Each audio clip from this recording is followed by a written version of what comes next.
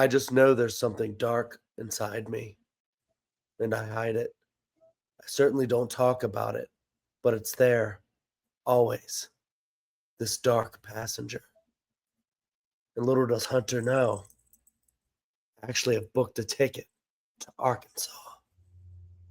Chad, you realize I can hear everything you're saying, right? Fuck the prime time!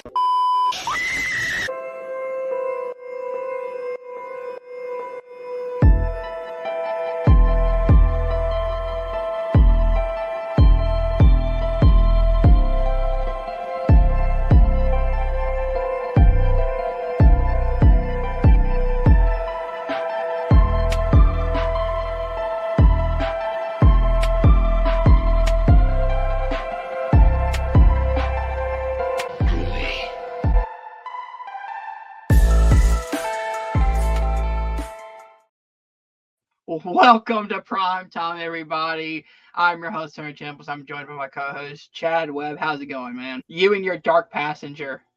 My dark passenger. AKA Binks. AKA Bings. We're here to talk about Dexter Resurrection. It was a Yeah. whole show. What was it? 9 seasons? 9 seasons, yeah. Of Dexter. A huge run. It was one of the best shows on TV for a while. And then it had one of the biggest falling outs of all time, where it's like, there's certain seasons that like people go, it gets bad here. And then I'm like, I like it here. But even I admit, like, the last like season or two is just really bad. I And think season 8 could have been great. yeah. And then we had that finale. Yeah. And it just really got off track. It really, let so many fans down. And then they decided the Dark Passenger was not over. And Dexter was set to return. He came back twice in Born Again, I believe it was. And no, that's Daredevil. You're talking about Daredevil Born Again. Dexter New Blood. New Blood. And then what was the other one? Dexter Original Sin, which was a prequel series. That's right. I saw New Blood. Which was really good, by the way. I saw New Blood. I did not see Original Sin. But then Hunter had been kind of raving a little bit about Dexter Resurrection, like when it was first kind of coming on. And then I went to the Sundance Film Festival, and I was coming back on the airplane. I had watched the new movie Sentimental Value, and then I was like, what else should I watch? And then I saw they had Dexter Resurrection on the airplane, the first 3 episodes. So then I decided to watch them, and I was hooked. So I binged the rest of the series after that, and I was really happy. I was too. I will say, Original Sin, Chad, it's got your girl Buffy, Sarah Michelle Gellar, as one of the leads. It's so good. She's amazing in it. She's amazing in almost everything she does. But Original Sin is really good, especially if you want more of the kind of the backstory of Dexter that they hinted at in the first 8 or 9 seasons, where we get some of the background, but we don't really get fully into it. Original Sin is a really good prequel, but Resurrection, man, the first season, I think might be one of my favorite seasons of Dexter just ever. It might be tied with like season 3 with the Trinity Killer. Yeah, season 3 is well known to be one of the best seasons of Dexter.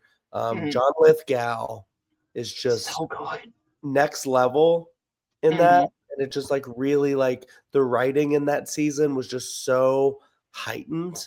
And talk about a hell of a cliffhanger going into season 4. Oh my God, the end of season 3. Yeah, and a lot of that story factors into what we see with New Blood and Resurrection, because they actively talk about, because a lot of it has to do with another Buffy alum, what's the son's name? Harrison's Harrison. mother. Played by Julie Benz. Julie Benz, yep. Rita. But yeah, just going through, Dexter. If you don't know Dexter, obviously you probably shouldn't be watching this because this is like, really late season Dexter. This is kind of like a continuation. I don't think it really counts as like a season of Dexter, even though you can kind of think about it as one. You think I about actually do count it as to me, Dexter has the first 8 seasons. Then season 9 would be New Blood. Then Resurrection would be season 10 because it follows everything from. Yeah, I mean, the it's previous. not. If they wanted to, they could have just said season 9 of Dexter. Yeah. Instead, they chose to do it in a kind of a mini series kind of a way, which I think is like what people like what showrunners do. Like I think nowadays they're like, let's just continue it as like a separate thing so that we can establish that this is something new, even though it's also a continuation. And I know that they tried this with New Blood, and New Blood was kind of mixed reception, where it was like it was good, but then I think a lot of people did not really like the ending of that one. See, I'm the opposite. I love the ending of New Blood. Mhm.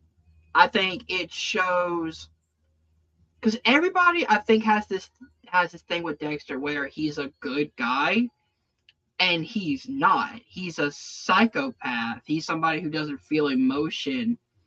What I love that the end of New Blood does personally is that it puts Dexter in a situation where he has no choice in the matter. It's either he goes to jail and Harrison grows up without a father and potentially worse, or he has to kill Logan in the jail cell to save his son.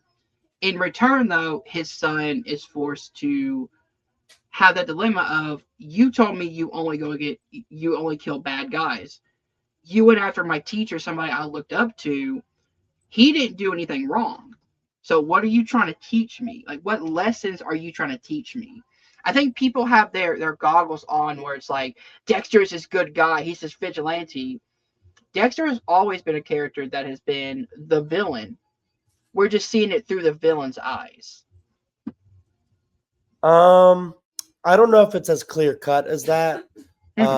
First, I want to say, it's been a long time since I've seen New Blood. I don't remember a lot of the nuances of the show or really like all the plot points. So I kind of watched Dexter Resurrection on like memory a little bit of like what it was.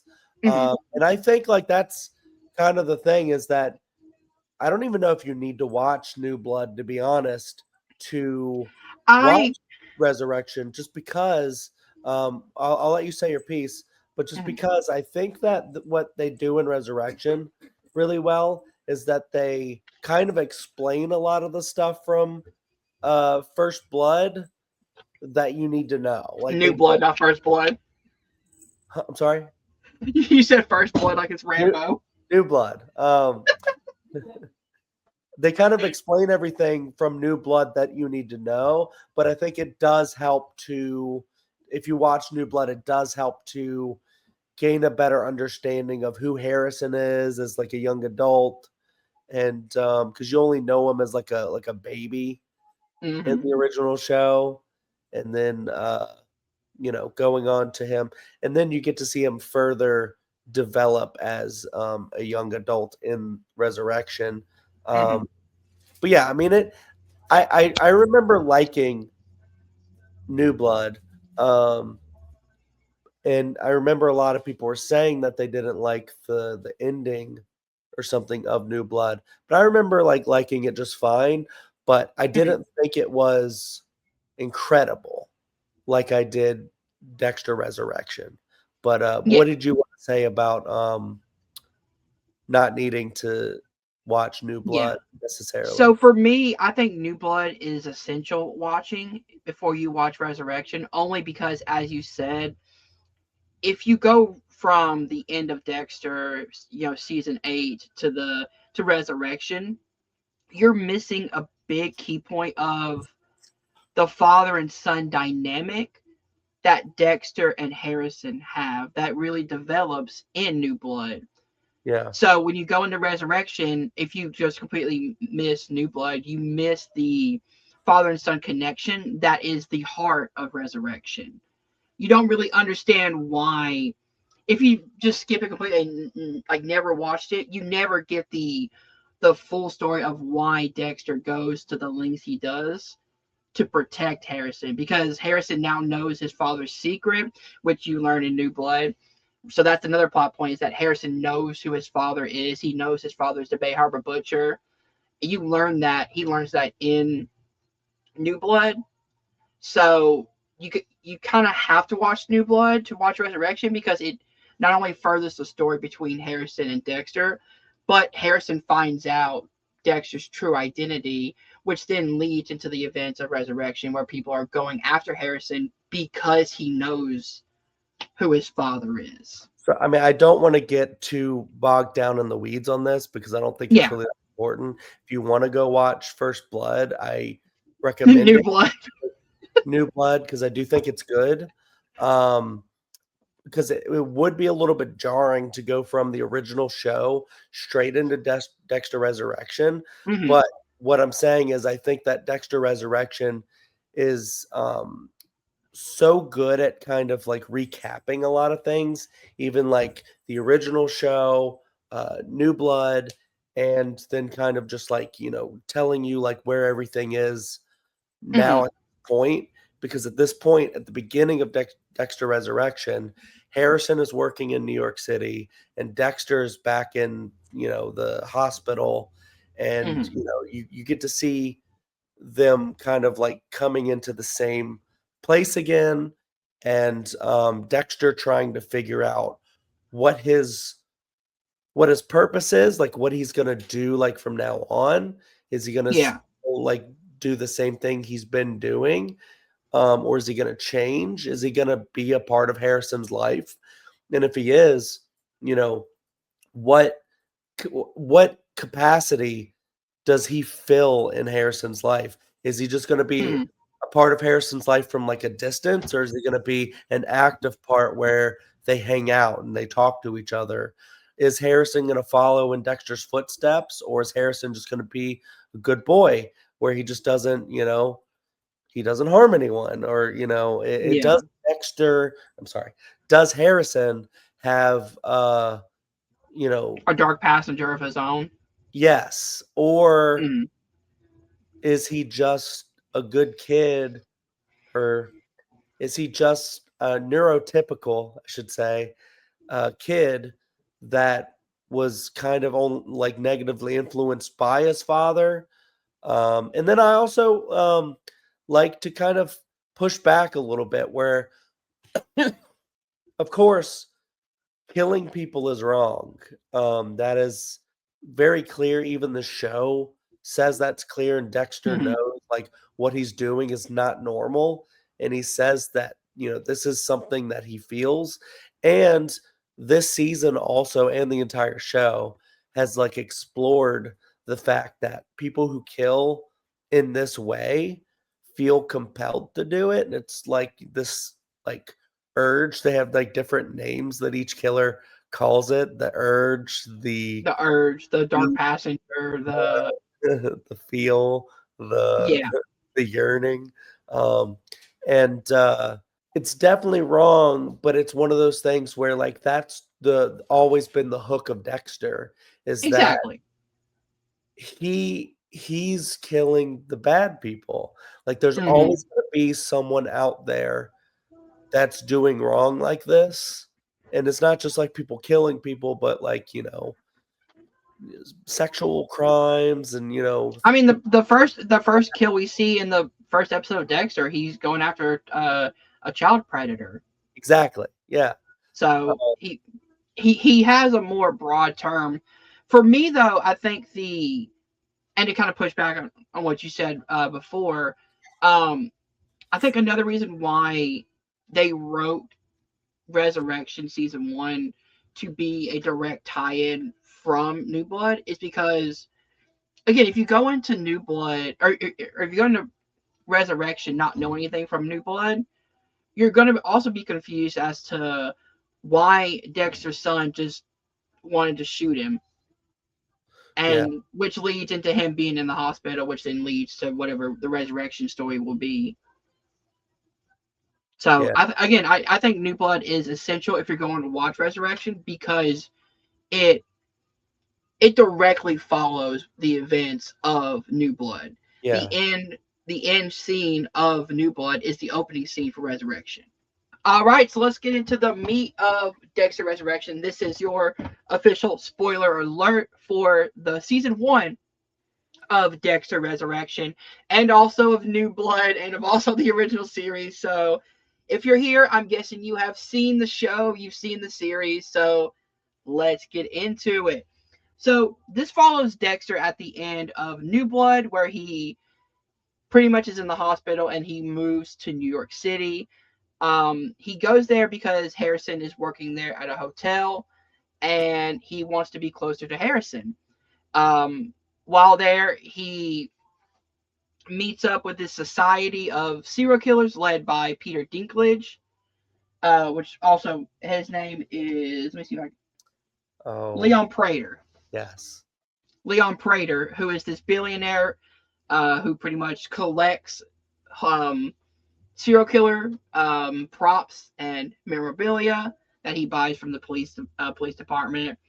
But pretty much the meat of the show is Dexter going one by one and taking out these serial killers as part of the society, while keeping his identity as the Bay Harbor Butcher unknown.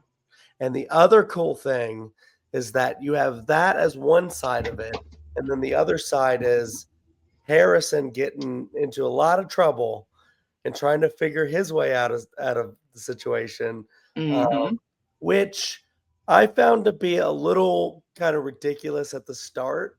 But then I was like, really? I was like, maybe it's just been such a long time since I've actually watched Dexter all the way through. Like, I don't feel like it was like that long ago that I actually binged it again. But when he goes in, because he's a bellhop at this fancy hotel, and so he kind of like does things for a lot of the guests. Like, the guests will come in and they'll go, "Can you pick up my laundry? Can you go, do this for me, get me that," kind of thing. And so he does that for a lot of the guests. And then there's like one guest that shows up, has him does stuff, and then he asks Harrison to help him escort this woman up to his room. And the woman is someone that Harrison knew from before, like a different guest. And but the man was lying and saying that that was his wife. And Harrison was like, "Wait a second, this doesn't add up." And then, so he knows that this woman is about to be taken advantage of, sexually assaulted. And so he's got to make a decision. And, because of Harrison, who Harrison is, he's got to figure out, does he tell, or does he stop him, or does he do nothing and just take the money like the guy wants him to? And he ends up going a completely different way. But the reason I say it was ridiculous is just because I felt like this actor who played the rapist was just like way over the top, where it's just like, hey, I'm gonna assault anyone I can, right now, like, okay, guy. But to be fair, though, like, most of the villains in Dexter have their over the top moments, so I wasn't really taken out by it. I was just like, yeah, I want to see that dude die. So yeah, but it was like, let's get to it. It was just also kind of like, maybe it's just been a while since I've seen Dexter, so that was kind of funny to kind of like, as a meme, mustache twirling villain. Yeah. Means to like get me back in. They were like, let's go with this ridiculous guy. But yeah, no, was definitely like an evil guy. And so yeah, I love how they add the morals with that, and Harrison doing what he does, and then having Harrison kind of being on the, not on the run because he kind of blends in pretty well, but like he keeps like making little mistakes and little mistakes, but kind What of I doing love it in the is same way. every little mistake he makes, when Dexter finds out, he's like, you're like newbie. But like Dexter's also impressed of like how Harrison cleaned the environment. He's like, man, I didn't think about that. Like that's my boy. Good job. Like he's somehow proud of his son for like murdering this guy. Yeah. And then you have the cops that come in, which I think they actually make the new cops, because you get Angel who comes in. He's a returning character. Yes. But you also have the local, like NYPD, like detectives. The two main detectives come in, and the one lady, Claudette Wallace is the one that is like the main detective. yeah, I feel like these characters are really good, and I like how they develop them as like a partner team. And I like her because she's like so cold and calculated, and like they like set it up where she's like, they're like, oh, she's the best. She notices every little detail and stuff like that. But then, Love the staying alive needle drop that she plays on her headphones, yeah, like and constantly. then how they factor that in to making, like, livening up her character, like in the dance sequence that they do at one point, Mhm. where you think she's just going to go back to her office, and instead she's like, no, this is my song. And yeah, that it so I like how they develop a lot of the new characters. And the Uber driver, it's not Uber driver, it's what, ride share, or like Yeah, so it's called. ride something. uh uh but I I don't like know the the name of it. character that Dexter meets, where they he's like the Uber of Dexter, kind Yeah, kind of thing. Blessing. Yeah, and you get to meet him and his whole family, and I like that character as well, and like the friendship that Dexter has with them, and it almost like adds, like, you get to see layers of Dexter kind of unfold, where it's like, Mhm. yeah, he's like a sociopath, psychopath, whatever you want to call it, where he doesn't feel emotion, but does he? Does he Like have that's one thing I love about Dexter is that the show in general plays with the idea of, at the beginning of the series, Dexter is this cold, like doesn't care about anybody. But then like he starts falling in love with Rita, then Rita dies, and then he has to take care of his son, and now he has this protective fatherness about him where he does start to care about people. He has people in his life that he cares about, and now you're starting to question, like as you said, is he really a psychopath? Because psychopaths can't really feel emotions, but Dexter through the series has shown that he has. and maybe there's something. I mean, I don't know how, like, rooted in actual, like, social science, this, or Mhm, science, like brain science, this show actually is, but like mhm. maybe it like is kind of philosophizing a new idea of, what if, like, there's like, we just don't know as much as we think we do about a psychopath, and maybe we just think of like a psychopath as someone who's totally shut off. But like, what if maybe there is a psychopath that's not completely shut off, and they Mhm. can experience, even if it isn't like love as we know it, something It's closer. their version of love. Exactly. Like Yeah. you mentioned Rita, you mentioned Harrison, we mentioned how he feels for Blessing, but also Deb. He Hmm. had a strong connection with Deb. Um, and a lot of other people, like people around the police department. We even get to see like his connection with Angel is very uh complicated, and you Hmm. know that he actually has feelings for Angel, like he cares about him, and there's certain moments. Especially seeing seeing what happens at the end of this season. Like you can really tell how much he cares about Angel. Exactly. There's certain moments that he does that only a person who cares about him would do. Mhm. And I know we said spoilers, we're kind of dancing around things. It's like maybe let's not give away the whole show, but you know, There is something I want to bring up. yeah. This season has a stellar fucking cast, like an all-star cast. Yeah. Oh Like, yes. When you look at the killers, yes. Yeah, David Dastmalchian, Christian Yes. Ritter, Neil Patrick Harris, What was the other guy? Oh, the guy from Modern Family. Eric Stonestreet as Al. Yes. Yeah. Like just so many, and then of course like your returning characters like your John Lithgow is in episode 1. He's a vision that Dexter sees in the hospital. James Dokes, of course, you got to get a surprise, motherfucker. Love it. Jimmy Smith as Miguel Prado coming back. Like you just got so many.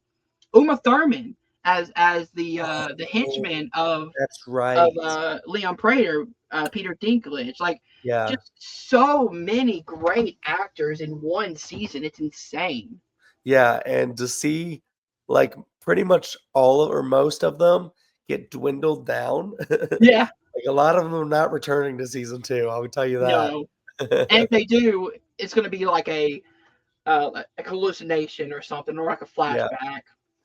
Yeah, and I do want to add, because since we're talking about the cast, we talk about the big bad, which ends up being Peter Dinklage. Yes.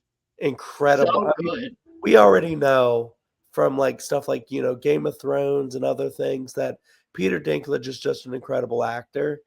And in this show, like, yeah, I mean, you get to see a lot of like similar to Dexter things about him in his childhood that like the way he was brought up, his like infatuation with true crime and serial killers Mm-hmm. became like such an unhealthy level that he started to want to become a serial killer himself. And that whole story and how that unfolds with him is like really cool, and I really like how they did that. Yeah, I also love how you can tell he's not a mustache twirling villain. You can tell he actually does care about the people he invites into his society. Yeah. And like that also makes it more evil, and you're like, you're just playing these people. Like you want to idolize these people because they are doing what you can't do. And he's using his money and power to kind of live vicariously through them. Yeah, pretty much. And Love that we get a Quinn and Masuka come back for a few episodes. So good to see them. Oh yeah. Yep. So let's get into pretty much some of the best kills, some of the best scenes, because there is a lot of great kills. I do like that. I find it so funny that the reason Dexter goes after the dark passenger, his Right.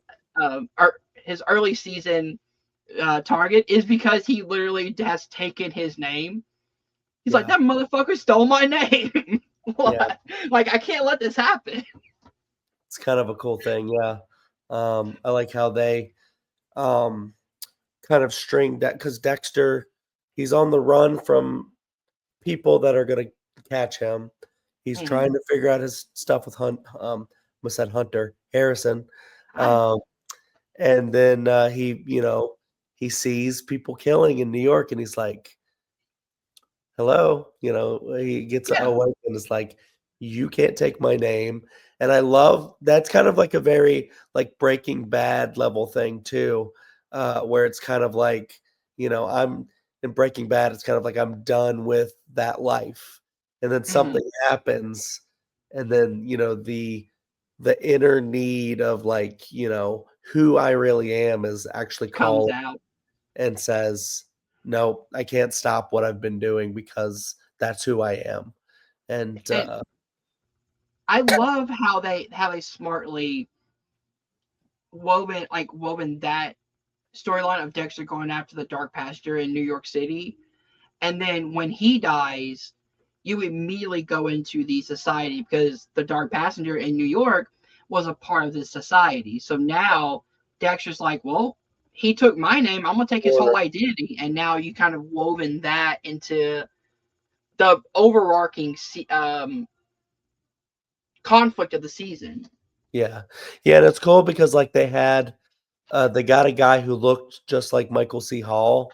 Um, Mm-hmm. so at first when the Dark Passenger started, I was like, is that Dexter? And then I was like, Yeah. no, it kind of just looks like him a little bit.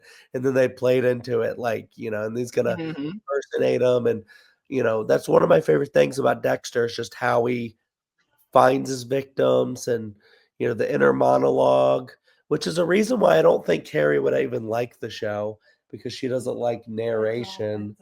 And so and that's kind of like one of the biggest like formats I styles don't know. For Dexter is me, to himself. I think it's different because the inner monologue in the Dexter show is what Dexter is really thinking that he can't say Yeah, out loud because if he yeah, did, people he would be put in jail. yeah, So like he has to act normal on the outside. He's like, oh yeah, I'm gonna go make dinner, and then inside he's like, I want to fucking murder somebody. yeah, yeah. It's It's kind of it's a like funny, it's a comedic dynamic between him and his dark passenger. Malcolm in the Middle, a show I've been watching I because gotta it's watch that. the show I love where they do it a little differently where he'll stop talking to whoever he's talking to and then he'll talk directly to the camera Hmm. and no one in the world around him knows what he's saying, but because he's talking directly to you. Yeah. It's like a different way to do the narration. Instead of previously recording, he just talks to the camera and then he turns back and starts talking to whoever else is in the scene. And I've always loved that device too. But where were we? You were talking about like different scenes and stuff like that. I Mhm. don't think we want to go on like too much longer. But we'll throw out, the scene where he finds out David Desmalchin's character is a twin, and he gets Yes. really excited that he figured that out. He's like, oh my god, he's a twin. It's really I funny. I also love how I'm sorry, in that episode when he finds out he's a twin, the way he gets the twin brother to attack him is that he eggs him on. That way, it seems like because it's right in front of Prater, so it just seems like this this killer just snapped and started to attack Red, as they call him. But in reality, it was set up in advance by Dexter. I was like, okay, I'm gonna egg this guy on and be like, yeah, I murdered your brother. What are you gonna do about it? And so finally he snaps, and then that's when he's able to attack him in self-defense. It's a really great way to show how smart Dexter really is. Yeah, and I love kind of how it seemed like Dexter was having a lot of fun doing a lot of that because like at the end of the day, when you see some of the things these people are doing to other people, like, that twin killer killed like a father and son, which for Mm-hmm. me, being a dad, just thinking about that is just like Oh, really, hard to even think about and watch. the hardest Even one for though me was Rapunzel, the yes, yes. Rapunzel killer. Seeing the It's woman get, especially when he has his show and tell where snuff film. Yeah, he's showing pretty much a snuff film. He's showing him like stalk this woman who's out on a run, and yeah, then he like catches up to her. He pretends like he has a bike wreck, so she'll stop and yeah. see if he's okay. And it's just So obviously, a lot of these people are bad, and mhm. so to see, and that's always been like the hook of Dexter is that you can't say that he's not doing a good thing because you see what all these people are doing, and he has his code. And then I love when like he uh sees someone else and he's like, do they have their own code? Um Yeah, And He's so interested in other people, especially when he meets a society that's just like him. He's like, I wonder what their code is. I wonder if they have a code. And what's great is he goes through the season of like, oh, everybody's like me. Everybody has a code. Everybody goes after. And I think what it is I think when he sees Rapunzel, I think when he sees that snuff film, is when he's really like, no, these aren't like people like me. These are monsters who are just killing innocent people. Like, I don't do that. I don't kill innocent people. yeah.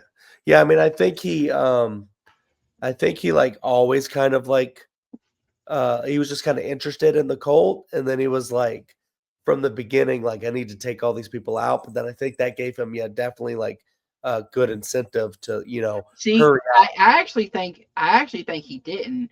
I think when he found out there's a society of people just like him, because remember in the show, in the season, there's this back and forth of like, can I be friends or even more with these people? Because he's trying to get with Kristen Ritter's character, because he feels like, he's like, oh, like she killed a rapist, and blah blah blah. But then it's like, no, she just didn't stop with him. She went to innocent people. She went to other people because she got that bloodlust. It started off as a good thing where she had a code, but now she's like, she's going and killing innocent. And that's when Dexter's like, well, man, I can't be with anybody, because I can't even be with her because she doesn't have a code anymore. And it's that fight between him and his father, James Remar, that is really good, because he's like, you know what these people are. They're the people that we always go after. So I don't know why you're holding off on going after these people. You should just do it immediately. All right, so let's get into the finale episode, because there was a lot that happened. This one is called For Justice and All. Pretty much, this is where we have the final battle between Dexter and Prater. A lot of stuff happens in this episode. Like, I absolutely love that when we go, that this whole season is dedicated around Prater's like trophy room, and that's where Prater gets killed, is right there in the trophy room. He becomes a part of his collection. I love that through line of it. Yeah, that whole set piece is just incredible. Just thinking about like someone who has collected like even like the John Wayne Gacy statue that he has, and all of the set pieces and trophies, and even like he even has Brian's torture device that he kills people in. Yeah, and even when Dexter Season 1. and even when Dexter first goes in there and like he has his blood slide. He has Dexter's blood slide. Yeah, and he just does it instinctively, and then Prater's like, "Whoa, why are you touching?" Don't touch the merchandise. And then he's like, "Oh, sorry, but those are his slides." And then like when he kills Prater, he's like, "Oh, I'm not going to put you on a slide. I only put on people on slides that I want to remember. I don't want to remember you." And that for Prater has to be such a kick in the gut, because he wants to be remembered. He wants to be remembered as one of the greats, as Dexter's arch rival. And he's like, I'm not giving you that satisfaction. I am not going to remember you. And then, of course, we have to talk about the reason why he ends up on the desk fully, is that Prater kills Angel. He shoots him, and Angel dies in the arms of Dexter. And I love that Angel's last words to Dexter is "fuck you, Dexter Morgan." Yeah. That is such a Batista way to go out. Yeah, but it's really tough because, they were friends, and it's such a hard kind of way out. Not that I was conflicted, because I thought it was like really good for drama, and like that is gonna weigh on Dexter, and that like is gonna be like kind of like a conflicted kind of thing for Dexter to, think about, that he just, he can never really keep friends because no one understands him. And now I guess the only, because is his friendship with Blessing gonna stay? like a thing, or is that gonna have a I follow hope at some so. point? Or So is the there only is a theory, or and is the only person that can understand him fully Harrison? mhm, there is a theory that's going around that I want to know your thoughts on, and that because in the show they keep talking about this New York Ripper that nobody has ever solved who it is. Right. There's a theory that Blessing is actually the New York Ripper, and that I wonder if they'll do that because then Dexter has somebody as him that can see who he really is, but then there's somebody that Dexter loves that he has to go after because he's a serial killer. Um, as kind of like like one of the last little things we do before we wrap up. Um, that's interesting because it has been established that Blessing has killed people before in the army, um, Mhm. and it's something that he is apparently ashamed of, didn't tell his family about, and so he's also got a a dark side to A him, dark side to himself, but yes. and, he's kind of like established that a little bit too, a lot where um he has a little bit of like mood swings from time to time, but also like he just seems like one of the nicest guys like ever. Hmm. So like either that's like just legit and he's just a nice guy and that theory is wrong, or it's one of the like the best fronts for him being a serial I killer mean, the ever. Trinity Killer, Arthur Miller, seemed like the nicest guy, Yeah. and when he turned the Trinity Killer on, he was absolutely terrifying. So 100%. Yeah. that's been established in the Dexter universe that the nicest guys, the nicest family men, could turn out to be the sickest psychopaths. Absolutely. So yeah, that's interesting. I'm excited for season 2 to come out. Um, Yeah. I love kind of where they leave it off with, Harrison and Dexter, and Dexter, talking to Harrison and saying, you know, I don't know what I'm doing. All I know is I want to be a part of your life, and Hmm. I can't say that like I love you in, the most like neurotypical kind of way, like, what normal people would say are like, I love you. But all I Hmm. know is I've never felt about anyone else how I feel for you. And Yeah. to see that Harrison has, some sort of like not really like a dark passenger, but he's kind of like sort of like an in between kind of a thing a little bit. He has more of Rita's heart and Rita's kindness in him Yeah. than he does Dexter's dark passenger. Or more of a sociopath than a psychopath kind of a deal.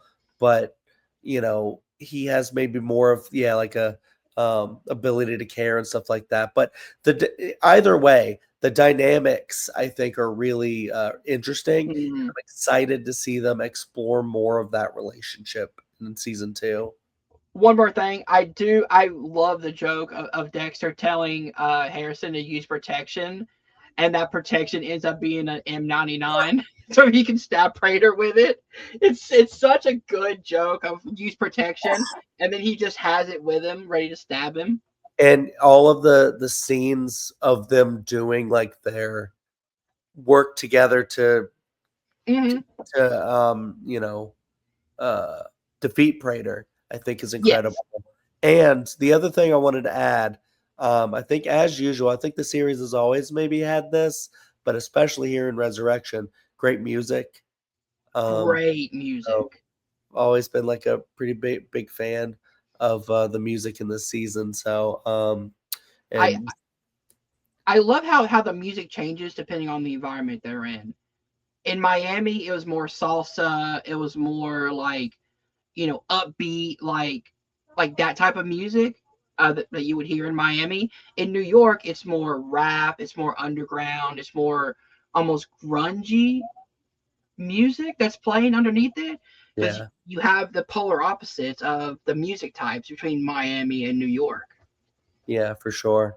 Yeah, a lot of really good, like, poppy songs and stuff. A lot of Mhm. stuff that I'm really into, so I gravitated towards it. So, but Oh yeah. yeah, excited for season 2, and we'll have to, when it drops, do some sort of review together because I'm hooked. I'm gonna watch it like I would love to do weekly reviews, but I know that's hard to do. probably But could, to be honest. yeah, do It's because I know TV. they drop on Sundays, and we can do it the next day. We can just do like episode Yeah, it's not like review. you gotta drive to the movie theater to do No, that. We could just watch it and yeah, we could do that. that'll be fun. All right, if you guys did enjoy this, please hit that like button, subscribe to Welcome to Prime Time, and remember, stay scared.